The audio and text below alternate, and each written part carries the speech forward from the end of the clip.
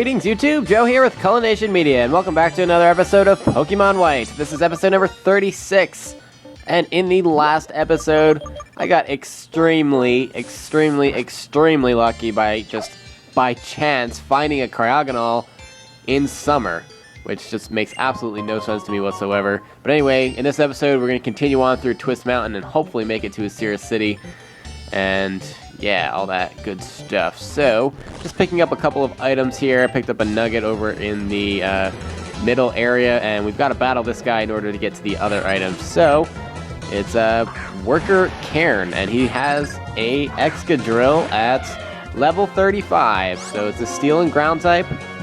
And I've got Archeops out here, which is not really that good of a matchup because I have nothing that does anything to him.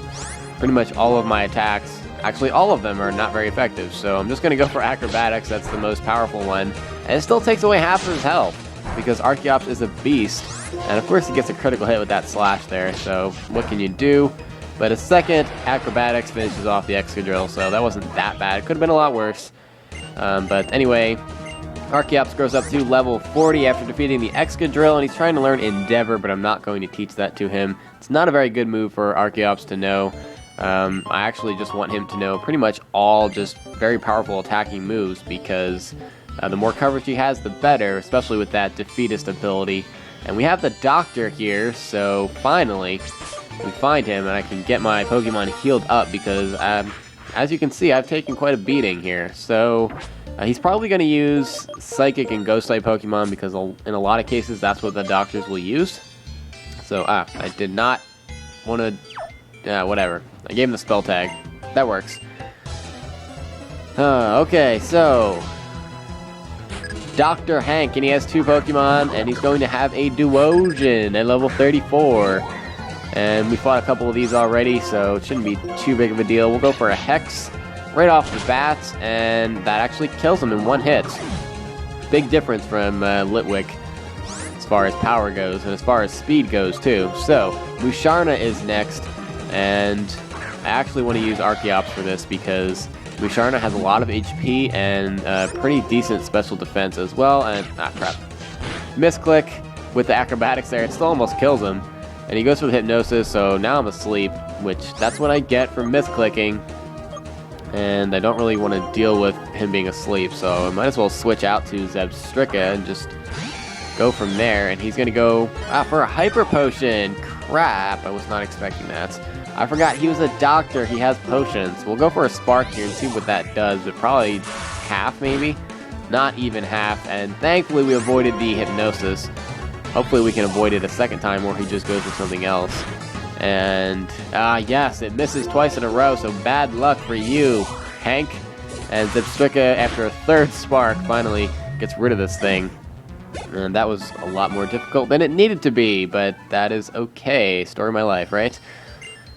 Alright, so let's get healed up, and yeah, we needed that pretty badly, actually, because my Pokemon were just taking a beating. So, I'm going to give Seismitoad the Lucky Egg, and we'll use him in a couple of battles, because he's only at level 38 right now, and that's not anywhere near where some of my other Pokemon are, because Lampet's at level 41. So, actually, what I'm going to do right now, and I just kind of decided to spur of the moment, but way back at the beginning, I went to the south and went downwards, and it actually led me this way, and I never went back and checked what was the other way, and I'm pretty sure there was an item that way. I don't know if it was a TM or some other type of item, but I kind of don't want to just miss it and leave it there, and I'm sure some of you have noticed that I forgot that item, so instead of pressing forward, I'm just prepared to walk all the way back over there and grab it, or fight whoever I need in order to grab it, and here it is. Should have went to the north here. Oh well. Alright, what do we have up here? Just an item. Okay, well at least there's no doors to navigate through, and all that was just for a revive.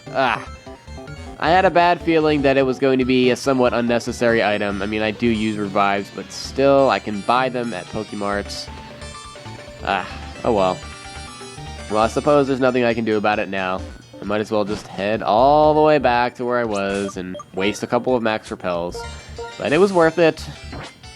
Sort of. Kind of, sort of worth it. I'm really excited to use my Cryogonal. That's just going to be freaking awesome. I am going to have to give him quite a bit of training, though, because he was at a fairly low level, but still, he's just awesome. And I don't have anybody on my team that can learn ice moves, so that's particularly one of the reasons that I chose him, because I thought Seismitoad can learn Ice Beam or something, but he can't, actually, so Cryogonal actually isn't a bad move, and his special defense is so high, like, no one else on my team can really take a special hit worth of crap. So I decided Cryogonal, you know what, that's a decent choice. I was thinking about going for Axew, but I always go for Axew. Everyone chooses Axew, as I want to do something a little different this time. Why not? And maybe I'll use Axew in Black and White 2 when I do that. Hint, hint. Alright, so we have two options here, and I'm most likely going to choose the wrong one, but let's go this way and just see what's here. Looks like a hiker, so we might as well battle him. Yeah, I have Seismitoad out in the front, so I should be good. Hikers like to use Boldore, so I'll definitely have the advantage there. Alright, Hiker Neil, and he has Woobat, not Boldore. It's only at level 34, it's unevolved, so we should not have any problem with this. We should be able to kill it with a Muddy Water. One hit, down it goes. I was a little afraid that it was going to miss, but it is just a Woobat. It couldn't have done that much to me anyway. Boldore is next, as I thought, and it's at level 34. And two Bulldozers will take it out. I figured I'd use Bulldoze since it has more PP, won't miss. And I mean, I have to kill it in 2 hits anyway because of the sturdy ability, so might as well use Bulldoze. Anyway, Boldore goes down after 2 Bulldozes, and he's trying to learn Flail at level 39 here, Seismitoad, and I'm not going to teach that to him because that is a terrible move to teach your Seismitoad. I thought there was an item in that rock there. Okay, well, I don't know if I want to go that way, so okay, so these Dust Clouds will have gems and stones, but they'll also sometimes have Pokemon. This time, Drillbur. So, yeah, just a pure ground-type Pokemon. It evolves into Excadrill, but yeah, anyway, I don't know what's over here, so might as well go check. Have I been in here before? I don't think I have. Maybe it's the other door. Ah, it is. Okay, so now it makes sense. Now I can actually go that way safely and not worry about missing any items. Alright, it's all making sense now. It's all coming together. Well, we have a karate guy here that we have to battle, so we'll switch in for Superior because he knows Aerial Ace now, and he can take on these fighting types a little bit better. And it's probably going to be Girder, I'm assuming, or Sock, either or, because we did have a Battle Girl earlier who just had Throw, so the way the game works, they usually will throw a Sock in there somewhere. Guys, one Pokemon, and yep, there we go, Sock. Level 36. It is a pure fighting type. It's a lot faster than Throw. It's also more powerful, but it has worse defenses. So what I'm going to do here is set up a coil to raise my attack, my defense, and my accuracy. That way I can take that Brick Break pretty nicely. And now we'll go for an Aerial Ace, which will be super effective. And it does a little bit more than half. Sock can also have the Sturdy ability, so if it did, which I'm not sure if this one did or not, but if it did, I would have had to have killed it in 2 hits anyway. And yeah, second Aerial Ace kills it, and that's the end of that battle. So, had my Repel wear off there, so I might as well use another one. I'm down to 8, which kind of is bad, but I don't think it's going to take 8 max Repels to get through the rest of Twist Mountain. There's really not that much left of it.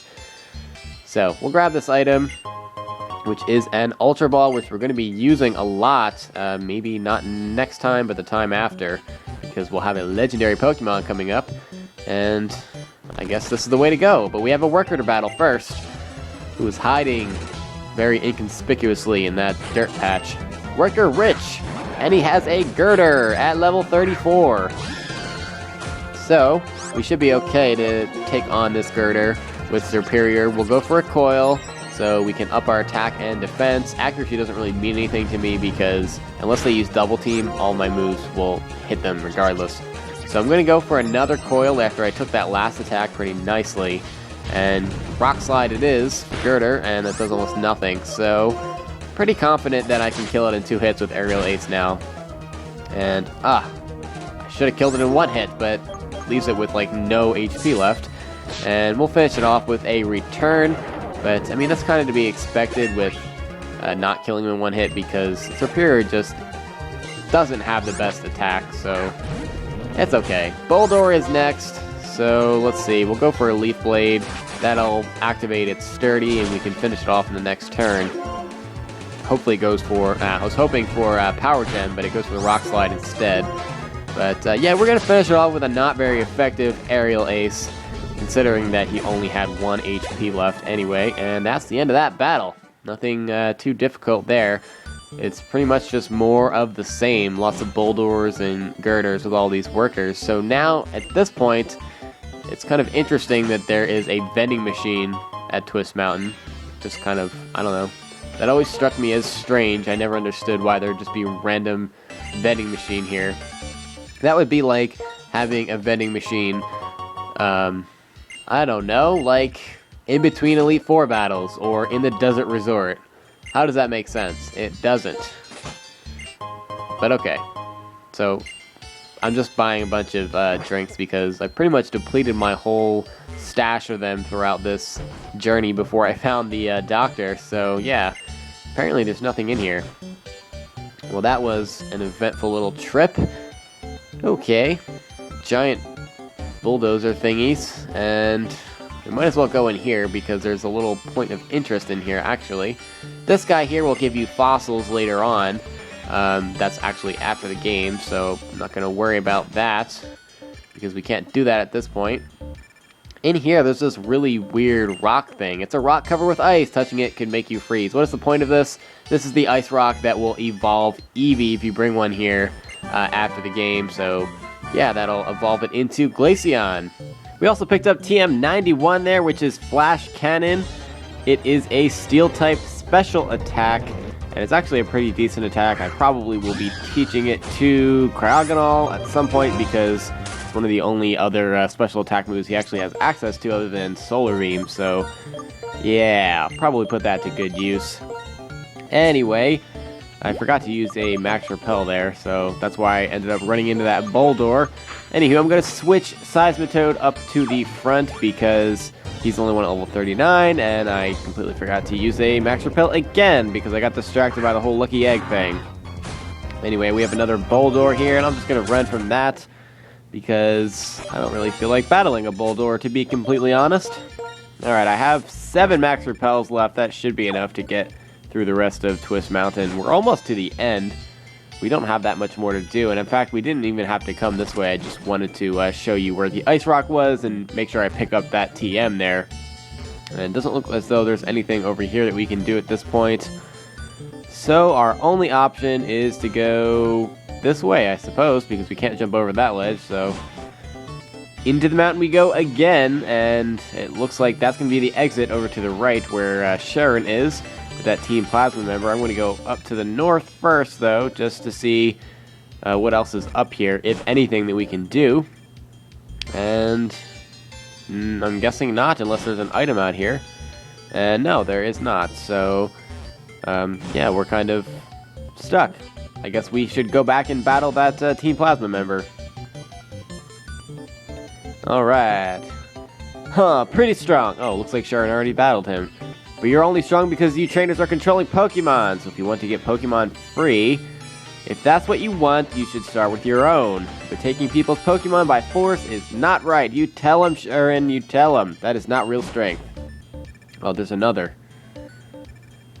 Hey, there you are. We found that thing we were looking for. We should head for the tower now.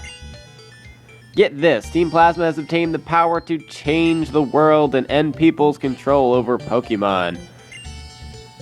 That's right, we must use force in order to right the wrongs of the world.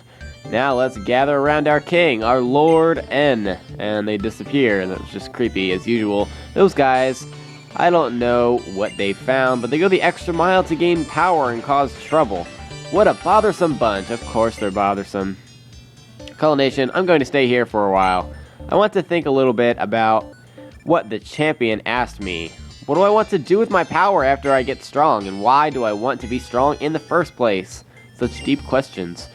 So Sharon's just going to hang out there, and we're going to head out into Icirrus City. Oh, and it's Cedric Juniper. He's going to ask about our Seismitoad. The Pokedex is important, but time spent having fun together is also important. Say, I just had a thought. Have you heard of Dragon Spiral Tower? Of course we have. Okay, give the story a listen then. Dragon Spiral Tower is said to be the Unova region's oldest building. I don't know why I said used. Stories say that legendary Pokemon came to life or where they remain in deep slumber.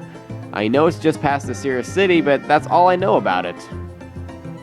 Well, then why are you telling me this story if you don't know anything? That's all anyone knows, because no one has ever been inside. My daughter has wanted to investigate that tower for a long, long time. What? There's something I don't know, end quote. That kind of feeling is pure adventure. I'm not too old for some adventuring. Away I go to have a look at Dragon Spiral Tower. Catch you later. So he's gonna just walk off, and I'm guessing he's headed towards Dragon Spiral Tower, but yeah, anyway, we guess we can explore the city a little bit. If you enter these little marsh areas where the water is, you can actually battle wild Pokemon in the city, and really all you can find in there are Palpitoads and a new Pokemon, Stunfisk, and it's a ground and electric type Pokemon that doesn't evolve, and it's kind of stupid looking. Ah, there we go. See how retarded it looks? Yeah, its stats are pretty bad as well, so I don't recommend catching one of these. It can be useful because it can learn Surf, but at the same time, it doesn't mean anything to me, so that was a lot of fun. You can also head out onto Route 8 here, which is eventually going to lead to the next city that we'll be going to, but we've got some other stuff that we need to do first. So, yeah, before we even get involved in all this stuff with Team Plasma, I am going to be catching the legendary Pokemon that are now available to us, and we actually have to go unlock their presence, if that makes any sense, which it probably doesn't, but we'll be going more into that later. There's a TM machine. That makes absolutely no sense. That'd be cool if they had vending machines that had TMs, though. But anyway, they have a technical machine, or a TM shop here, that has Blizzard, Fire Blast, and Thunder. And this guy right here, who talks about ores, he's pretty cool because you can sell anything that's a stone, a gem, or a shard to him for double the price that you would normally get at a Pokemon Mart. So as you can see, if you sell him a dark gem, instead of getting $100 for it like you would at any normal Pokemart, you get $200. The same thing goes for nuggets, so I probably should have sold him my nuggets because you get $10,000 instead of $5,000 for each nugget. This lady here also gives you TM31, which is Brick Break. It's an awesome move. It's good in competitive battles. It's good in-game. It's good for the Elite Four. It's good for the gym leaders. It's good all over the place. And yeah, just a pretty awesome move. But anyway, I'm going to get all healed up, and I'm going to end the video here. And in the next episode, we will most likely head back to the Mistralton Cave, which is outside of Driftfield City. But anyway, thank you very much for watching, folks, and please stay tuned for episode number 37. Game on!